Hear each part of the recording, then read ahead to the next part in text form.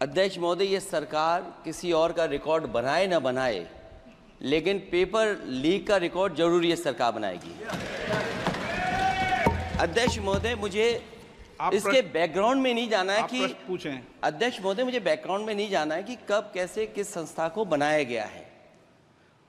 पूरे देश के छात्र इस पे आंदोलित थे।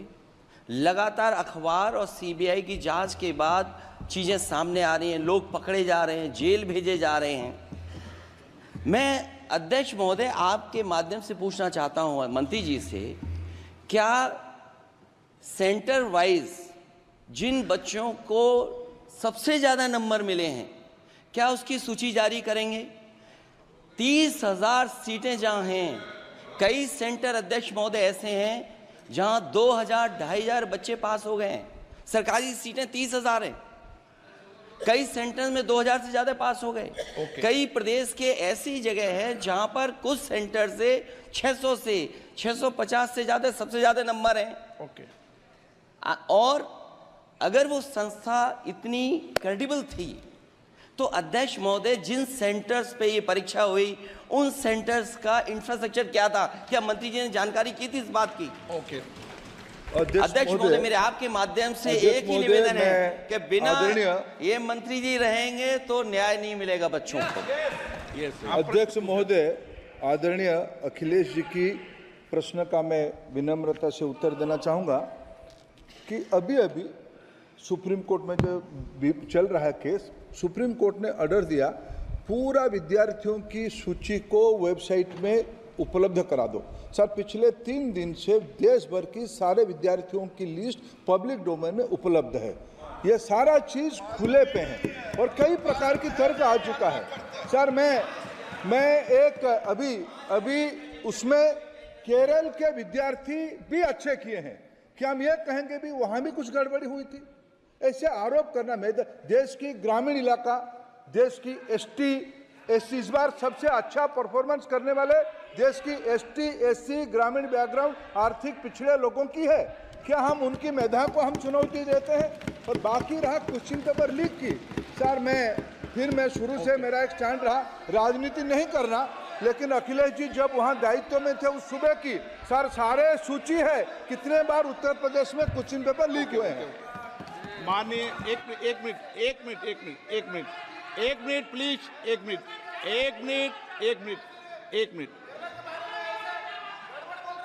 राहुल गांधी जी, आप प्रश्न पूछना चाहते हैं? Speaker sir, it's obvious to the whole country. It's obvious to the whole country that there is a very serious problem in our examination system. This is not just a question of NEET, it is in all the major examinations. Now, the minister has blamed everybody except himself, right? I don't even think he understands the fundamentals of what is going on here. आप प्रश्न क्या है आपका? आ रहा हूँ sir. ये मैं question को सेटअप कर रहा हूँ। इसलिए प्रश्न पूछते हैं।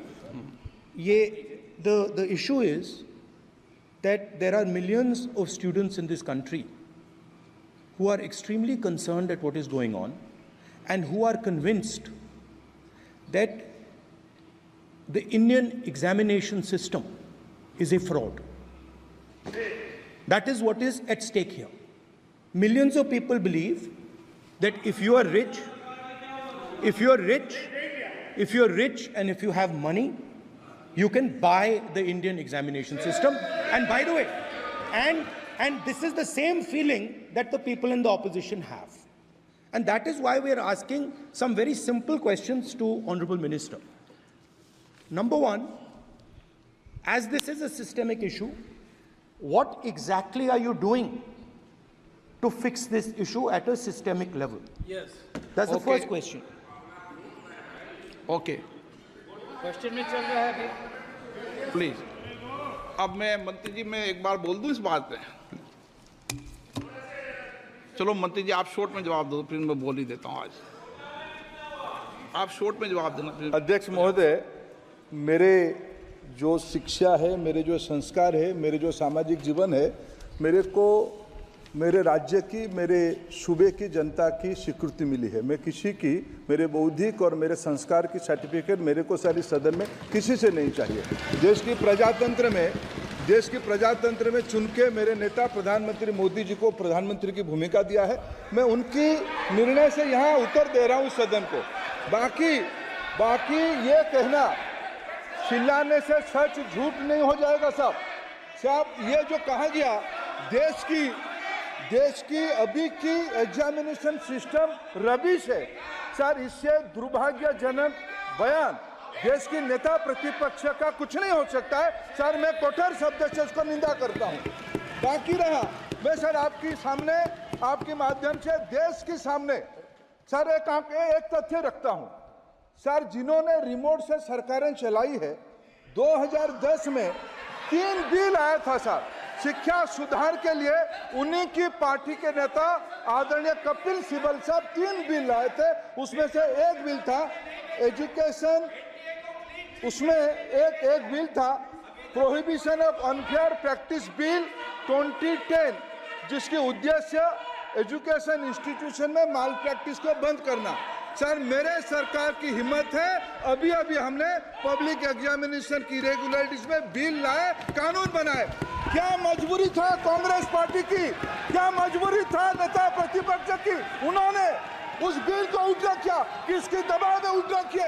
क्या निजी मेडिकल कॉलेज की दबाव में, उनकी घूसखोरी की दबाव में उन्होंने उस बिल को उल्टा किया था? सच सुनने की सामने ही है ये। मैं किसी की विद्वता में प्रश्न नहीं उठाता हूं, लेकिन सच 2010 में शिक्षा सुधार की बिल उन्हीं की सरकार ने लाया था, दबाव में उन्होंने उल्टा किया। ये हमको प्रश्न पूछते हैं। एक मिनट।